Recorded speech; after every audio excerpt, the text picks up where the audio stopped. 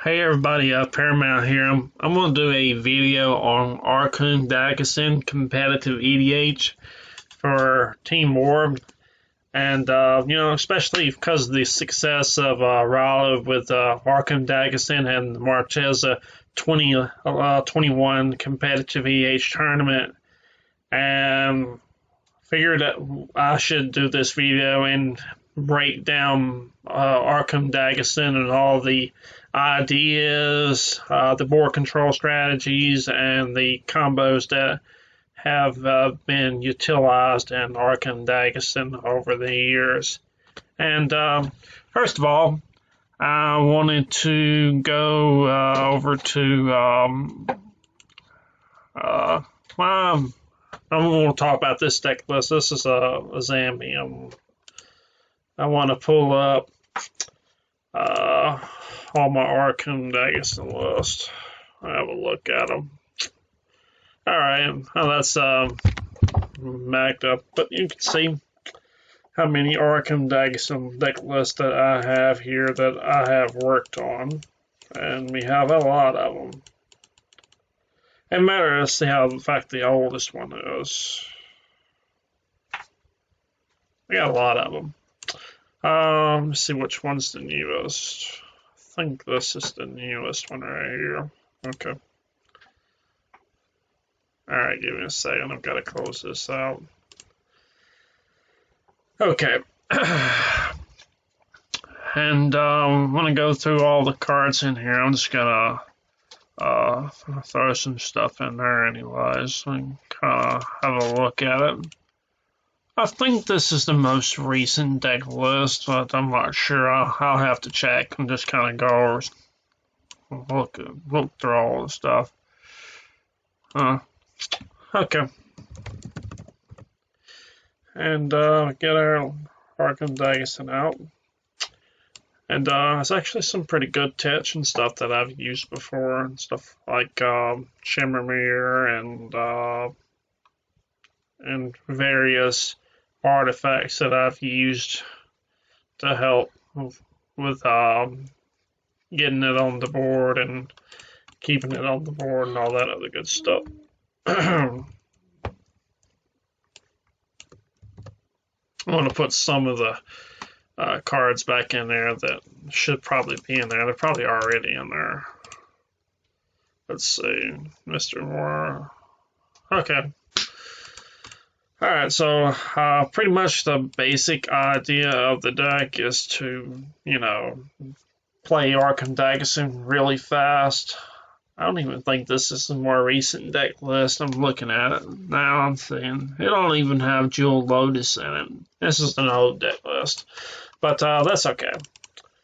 We're gonna get some mana together. Let's do this. I'm gonna get and some lands, and we're gonna get one creature. Let's do Spell Sky. It don't really matter. Put all that back, shuffle, and maybe one counter spell. I'll make a big deal out of it. Okay. All right, we're good to go. We'll play land, Lost Diamond, Scarlet Lamb, play Mana Crypt, Arcum Dagsson, untap, play land, Sell Sky, Unthacher, tap, sacrifice, get our flute.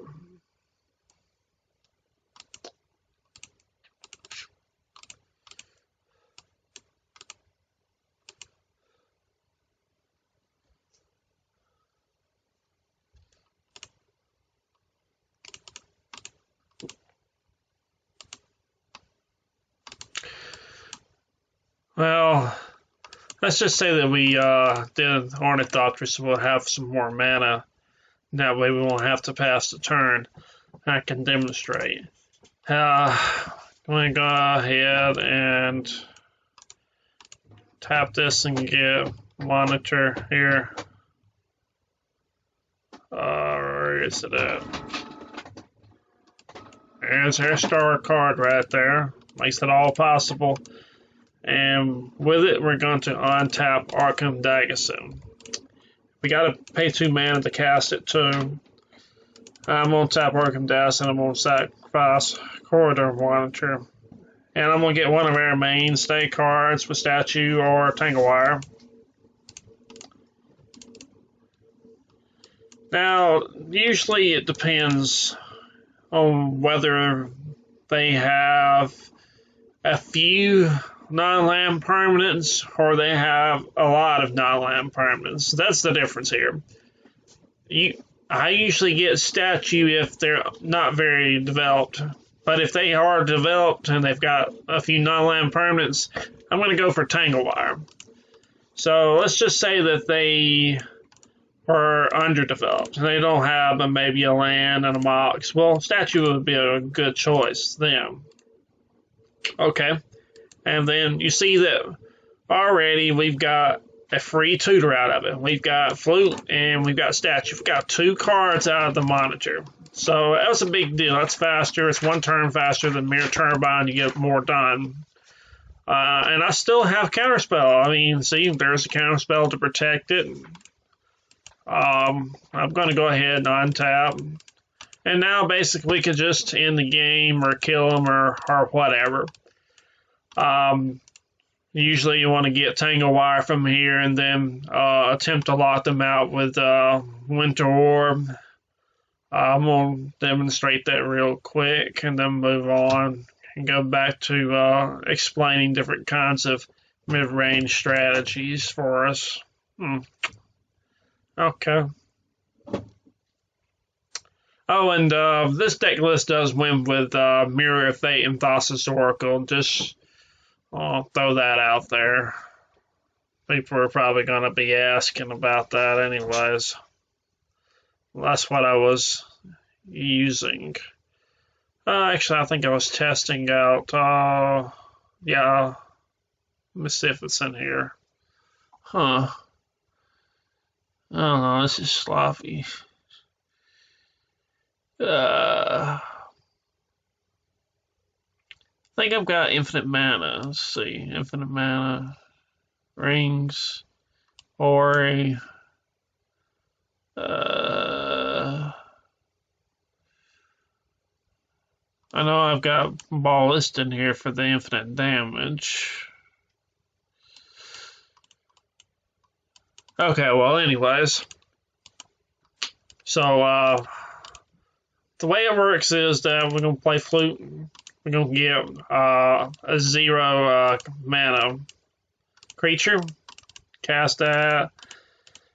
Or better yet, we can get Monitor back and let's see.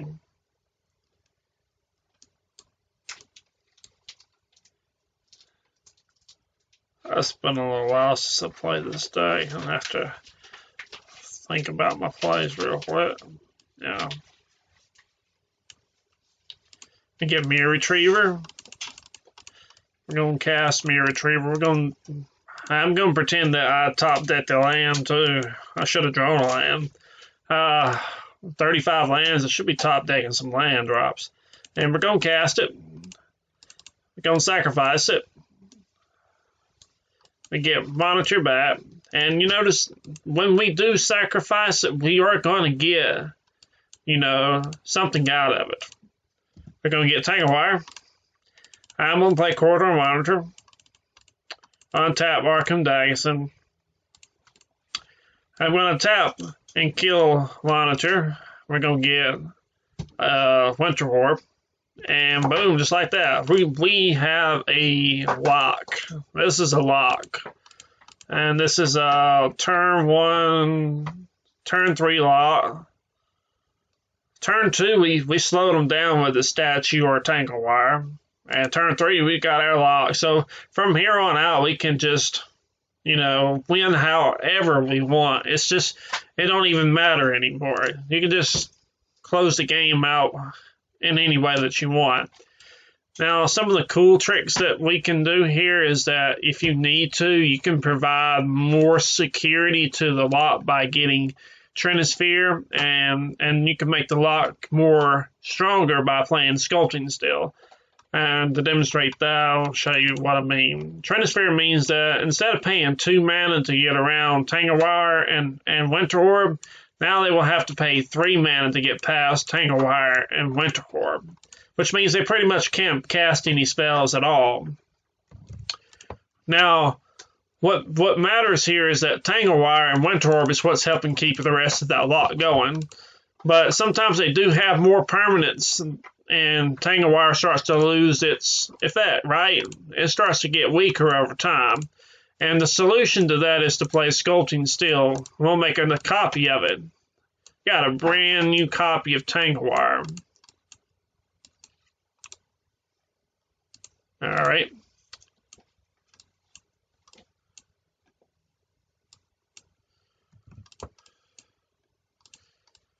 And now we'll tap down 6 to 7 permanents. Sometimes it's just 5, but usually about 6 to 7 permanents will be tapped down. And pretty much is a catch-all event. You're really going to be getting whatever. And you're going to buy multiple turns here. You can really set up very well under this. You can get things going like Unwinding Clock. You can get 1,000 Year. You can just win on the spot. You can go Rings and Basalt and grab Defense Grid. That's one thing I wanted to throw in there is that I usually like to grab Defense Grid and then do the Infinite Mana combo or Orrery and Filigree Sages like Chris does. He likes to do that combo. And then just kill them with Walking Ballista. Alright. And Flute will get Ballista. And Rings will get more tutors out of Flute and Arcum Dagsson. That way you can get even more protection. You can get Defense Grid. And then you just make Infinite Mana with Rings and Basalt and kill them with Ballista. Or you can use any combo. You can use Mirror of Fate and Thassa's Oracle. You can use Chromatic Aura and Filigree Sages. It doesn't really matter because once you have that lot right there, they're out. Anyways. So I want to go over some mid-range stuff now. And what mid-range means, we're working on ways to keep our commander on the board and protect it. I just want to go over some of the tricks that I've developed over time. Some of the cool cards and cool ideas.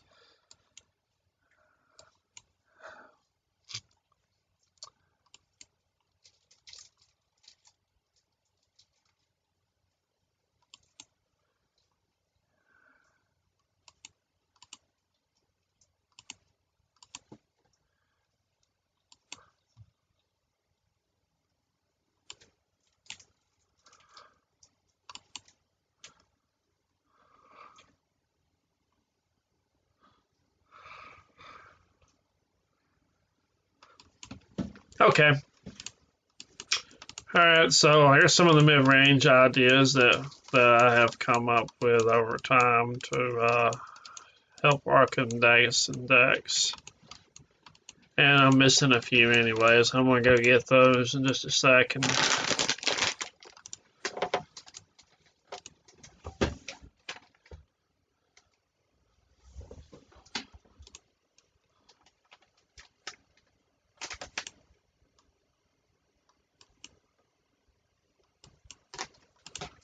Okay, I got the lands out here.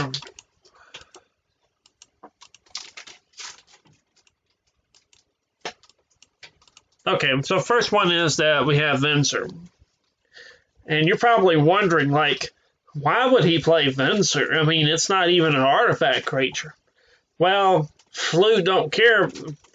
Sentinel Flute doesn't care if the creature is an artifact creature or not, but the idea behind Ventress is that it gives us a way to use the flute to deal with hate that is on the board that might be preventing us from winning the game with our main win condition.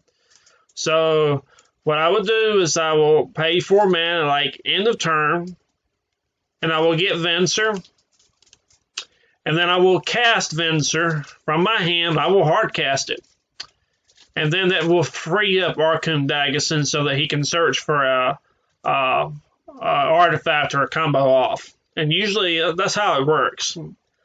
The next one I want to go over is Urza, Lord High Artificer. This helps us against Null Rod. It provides some way for us to produce mana against artifact hate. If we can hook up infinite mana combos, it provides a win condition. Of course, it don't get around Draineth Magistrate or Rule of Law effects, but still, it does provide a win condition. Also, Urza provides an artifact creature token for Urza Arcum Dagsson to sacrifice. Next, we have Rushing River. It's always been like a blue most valuable player card for me. I've been using that in combo decks for several years now. And I've used it in Edric and Azami and some other combo control style decks. And it's so good. You pay 3 mana, sacrifice a land, and you get to bounce 2 non-lands. And there's no copying effect that you have to worry about like with Chain of Vapors. And instead of only getting rid of 1 permanent like Chain of Vapors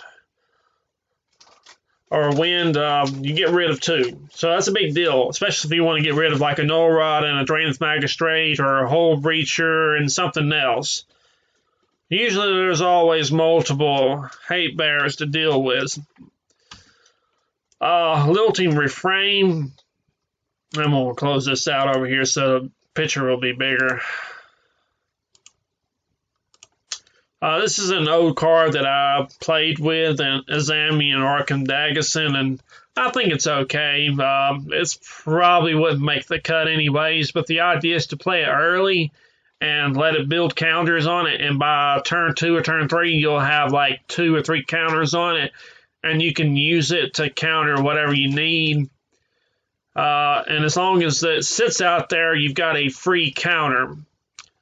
And it's an enchantment, so they can't, take their counter spell and counter it. I think Lilting Refrain should probably be seeing more play than it does. I don't think it sees any play at all. I think it's a hidden gem. Then we have Ventress. This is a 2-mana artifact creature. The reason that I play this is because early game it provides an artifact creature for Arcum Dagsson to sacrifice. And this also provides us a way to slow down the multicolored combo decks, because they have access to things like Enlightened Tutor, Imperial Seal, Vampiric Tutor, and other top deck tutors. And Ventress helps to slow them down and provide some kind of early game control. Rather than just having to turbo out Arcum Dagsson or play counter spells. Guardian Idol, I think it's good because, it provides acceleration to get out Arcum Dagsson, and then it can also turn into the artifact creature that you need to sacrifice to get Flute and get the combo started and get the lock started, basically. I think Geo Golem is a very underrated card.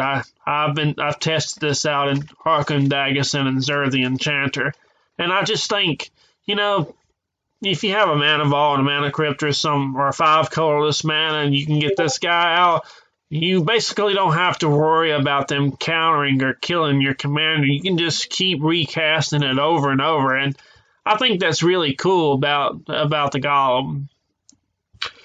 Shimmer Mirror is a card that I was playing back when Oracle Flash was the big deck to beat. before Flash was banned. And what I would do is I would have, you know, Arcum Dagsson on the board, and then I would just flash in the mirror and sacrifice it and grab a Digger's Cage or whatever hate piece I needed to stop the combo. And Spine of Issa is not really a very new card at all, but it's a very important card to Arcum Dagsson decks. And the reason for that is because this is how you can get around Null Rod. Arcum Dagsson can sacrifice an artifact creature and grab Spine of Issa and kill Null Rod. Because Arcum Dagsson is not an artifact, it's a creature. Which that's a big deal because you have a consistent way to remove Null Rod effects. Null Rod stops the combos. It stops your winning, so that's very good to have in your deck, to have Spine.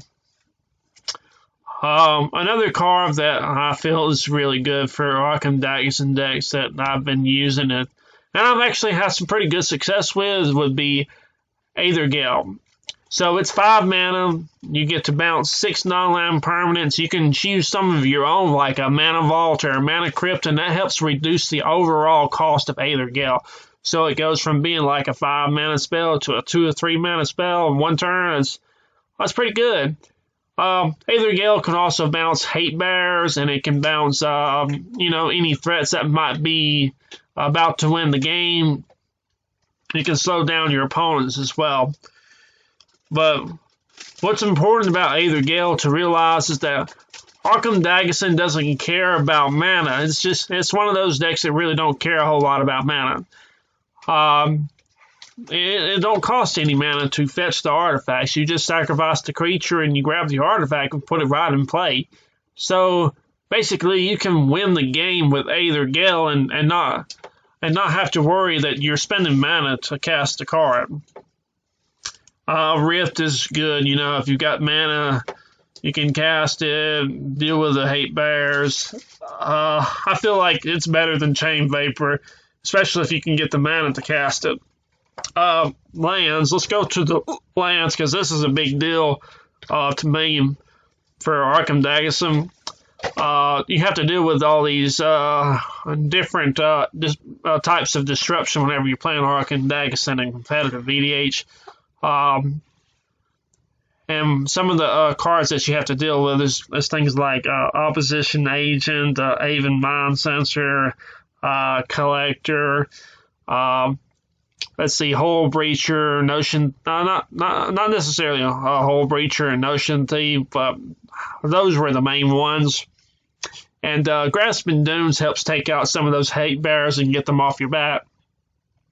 And that's also why I play Mouth of Ronom too, and Blast Zone, also to help deal with, you know, things like Null Rod, the Hate Bears and stuff that hurt Arcum Dagsson. And I don't highly recommend playing Winding Canyons because that's just something I was testing out with. The idea is that if you're in the mid to late game and that, you know, you have your haste effects that can speed up Arcum Dagsson, but if you can give Arcum Dagsson Flash, it's the same thing as a haste effect, and you can start comboing that same turn or grab an answer. Well, that's what I was doing with Winding Canyons, but I don't think ultimately that land would make the cut. Now, 2 lands that I definitely believe that should make the cut would be Command Beacon and Homeward Path. Gilded Drake is such a huge problem in competitive EDH for commander-centric decks that depend on their commander. So Homeward Path is such a great tool to have. As long as it's sitting there, you've always got an answer to the Drake. Command Beacon, the reason I play this is because if somebody does counter Arcum Dagsson, or they just happen to wipe it with Untitled Deluge, or they just kill it with the Swords to Plowshares, you know, Arcum Dagsson becomes 6 mana. You have to pay 6 mana to recast the commander to have another attempt at winning the game or getting your lock going. And if they do in fact kill it again, your commander is going to cost a whopping 8 mana to recast. And that's why I play 35 lands, so I can hit land drops to get to that 6 mana and get to the 8 mana in a reliable fashion. And I do kind of recommend, the high land count, but it's not something that you have to do. As long as you can protect the commander really well and you've got counter spells and stuff to protect it, you're okay. Okay, I'm going to put all that to the side. Let's see what else. Portcullis, this is something that's already been looked at and known about. Static Orbit, sometimes they have a bunch of non-land permanents, like let's just say they have a bunch of treasures or they have something like that, then Static Orb would be better. And then there are times that Portcullis can really help shut down opponents and give you an opportunity to win the game and keep creature-based strategies at bay. I think Portcullis is very good and something worth, looking at and keeping in the deck.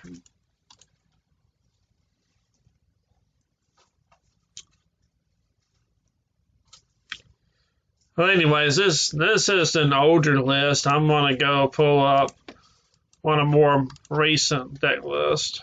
Yep. Let's see, have a look at the newer ideas.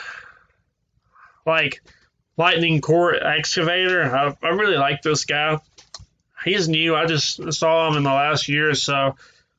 I don't know what set that is. I can't tell.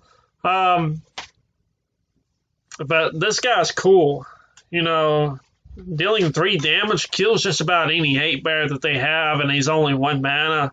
It's worth including. Let's see. I like having Revoker around. It's been useful here and there, and actually it's pretty good against Teferi, Master of Time. That guy's really annoying to deal with. It's good against Oko.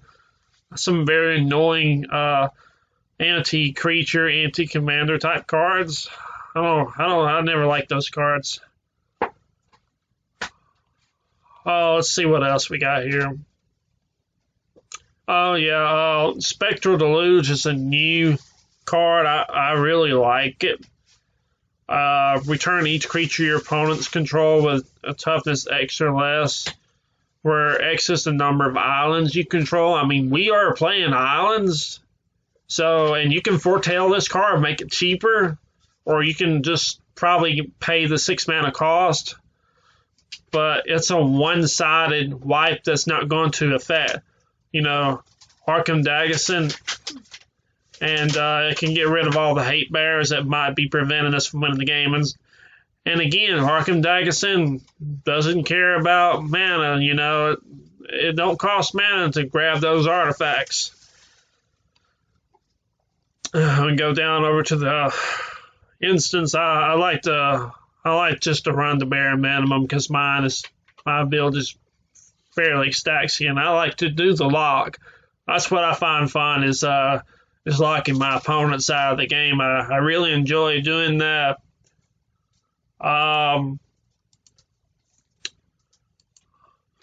Weir of Invention is very basic. I use it sometimes to grab a Tangle Wire or a Winter Orb and help facilitate the lock. I think that's really important that I should say something about that, because sometimes I have the Tangle Wire on the board or I have one of the pieces and Weir of Invention can help put that other piece down the board. Sometimes I might have Basalt Monolith, and then I can just grab rings and have the combo. I think that's good. It's worth including. You can also tie up artifacts and make it cheaper, which is nice too. The land setup is still the same. Anyways, I'm going to go down. This video is going to probably get a little bit longer. I'm going to go over the rest of the cards. Tezzeret the Seeker is a bit underrated. So is Teferi and Corrin when it comes to Arcum Dagsson list. I think Tezzeret's probably the best one because you can grab Tangle Wire with it, and then next turn you can almost grab like Winter Orb with it. Or you can actually play under the Tangle Wire with Tezzeret, which is really nice. You can also grab, Winter Orb or whatever in a heartbeat too. I have been testing out Merchant's Dock and I thought that was pretty good and underrated because it's a card draw engine and it's not. And I feel like Merchant's Dock should probably be in the 99 too because, you pay 4 mana and it's like you look at the top card and you're like, oh, it's whatever, and you put it into your hand or you can put it in the bottom. I think that's really good to have. It gives you a way to get around a Hull Breach or an Ocean Thief and draw some cards and help dig towards an answer for whatever too. And Arcum Dagsson don't care about the mana, so that 4 mana is getting some use. I think Perilous Mirror is good because it's an artifact creature. It dies when you sacrifice the Arcum Dagsson. You can kill something with it. It can kill the opposition agent, the Hull Breacher, Collector, or any hate bear. Except for Draenith Magistrate. He's a 1/3. I think Master Transmuter might just be a little underrated. 4 mana, pay 1 blue, return your artifact, and put down a giant 1 down for 1 mana. It's pretty good. And these are some of the other cards that I've tested out. I've tested out Consecrated Sphinx and Shimmer Dragon. I think Shimmer Dragon is pretty cool. It gives you a draw engine and it's got hexproof and it's kind of nice. There's another card I've been testing, Displacement Wave. Usually I'll just pay 5 mana for this card and bounce their hate bearers and collectors or whatever kind of hate bearer or threats they might have, and it's good against creatures too. And it's easy for us to replay our artifact creatures like Ornithopter and our 0 drops and go off on them like that. I like Defense Grid, but it doesn't lean towards playing the combo control design. Defense Grid's good for protecting the combo from counter spells if you want to do that.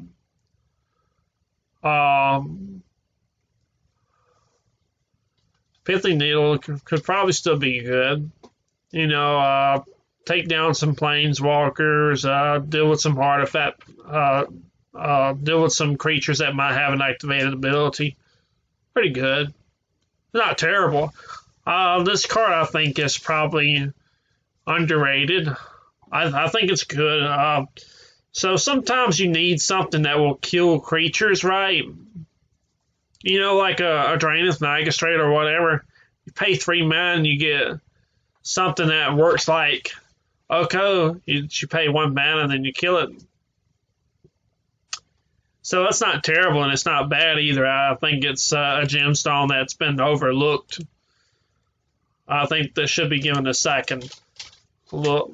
And these are just some of the enchantments that I've used over time. Copy Artifact. Steel Enchantment is good for stealing somebody's Mystic Studies, stealing Library, that kind of a deal. It's not terrible, but then it's not all that great either.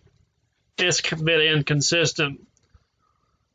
In the Eye of Chaos is something I use, and Squeeze are some cards I've used in this more Staxier design to beat out, because I had a low instant and sorcery count, and then I played around with some card draw engines to kind of give us more answers and resources against interaction, like Verity Circle and Patient Rebuilding.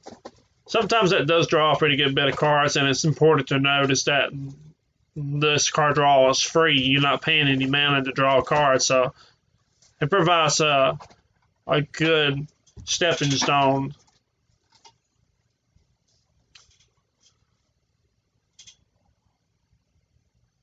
Okay, I think I pretty much explained everything about my current Arcum Dagsson list. I could probably pull up an old Arcum Dagsson list somewhere. Let's see. Alright, probably get an older list up. Have a look at my oldest list. And before we move on, you can see I used to call it Blue Yeastone. I had a bunch of versions of Yeastone in order to get to the ones that you see now that are very strong and functional. The combo control build and all that good stuff. I have two builds. I have that Staxier lot version, and then I've got the combo control mid-range type of build, which is similar to Rollin's deck. Let's see. I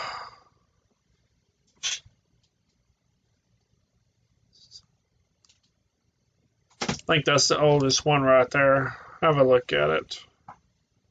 Yeah. This is just a pile of cards. I just gathered a bunch of stuff. I remember using testing out Flood of Tears, and I think even today that Flood of Tears is probably still useful. I tested out Stern Dismissal. Isn't too bad, but you have Unstampionate, you know, the counter spell that returns the card to their hand. That's worth looking at.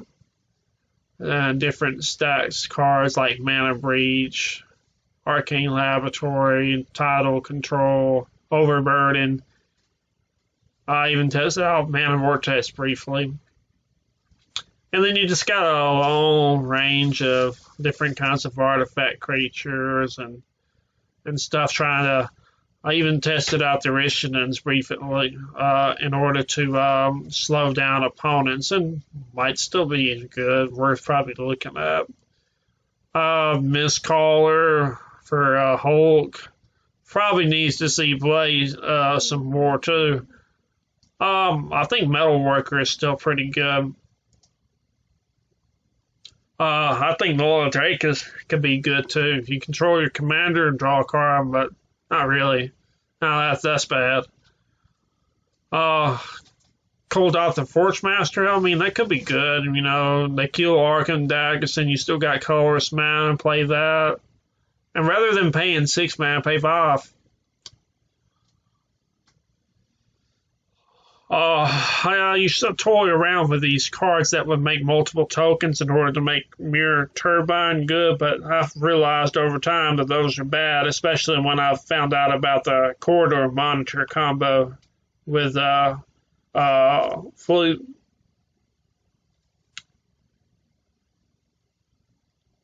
I think we've seen all this already.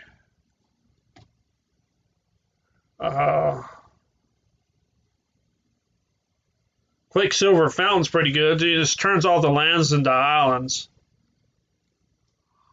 I think that deserves a second look for sure. Jontu Stakes, something to slow down creature dorks. Yeah, not really necessary. I briefly toyed around with playing the Norok Stealth Suit in order to protect Arcum Dagsson at instant speed.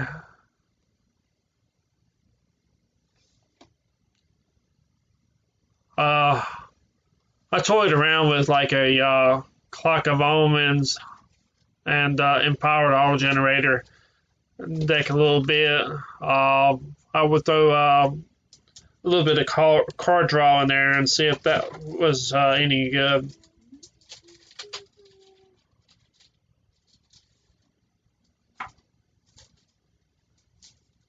And last card is Copper Genomes. 4 mana, sacrifice it, and you take an artifact creature from your hand and put it right into play. He only costs 2 mana to cast, and he is an artifact creature as well. You know, say you got the statue in your hand, you can pop it on the board at instant speed for 4 mana. That's not half bad. Got your haste effects. Haste is pretty key. There goes Wand again. And Unwinding Clock. I even briefly tested out Ward of Bones a little bit. The point of Trading Post was to have access to a artifact that could get the combo pieces back if they got, you know, killed. Okay, well that pretty much covers everything. There's nothing else left to explain. That finishes the video.